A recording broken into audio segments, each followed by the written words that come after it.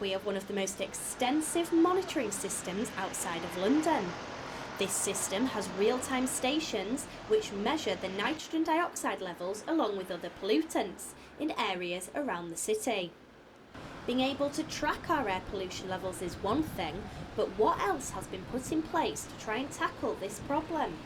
Well, in York, there are locations where the narrow streets mean that the concentration of nitrogen dioxide does exceed limits set by government. So we're working very hard to tackle those by encouraging switch to low emission vehicles and seeing what we can do to promote sustainable transport. Well, what we've done is to work with the bus companies to switch engines to electric. So two of the current park and ride routes are electric.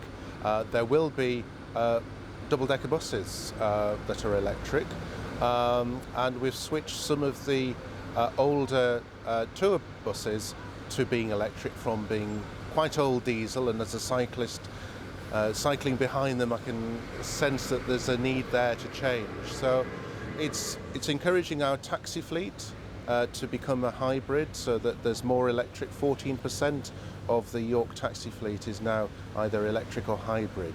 So we're one of the leaders in that. So what we've focused on are vehicles that stay in the city centre a lot.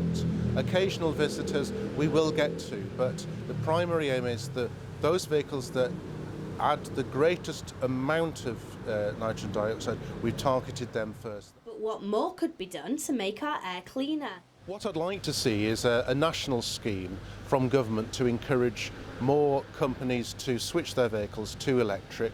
There is a concern about the lifetime of a battery, and that is the bulk of the cost of an electric bus or an large electric vehicle. So if there was some insurance scheme by which the small probability of them failing in the 8-year anticipated lifespan, then that risk would be covered across the nation, and that companies would take that decision to invest, and that would progress even faster the improvement in air quality in the city. This is one of the real-time air monitoring stations. Looking at the figures over the last year, this has seen a 1.6% reduction in nitrogen dioxide levels. So there's still more work to be done, but it shows that there is an improvement. With several plans in place, the council looks to continue to reduce the city's air pollution and bring cleaner air into York. Abby Walker, That's TV.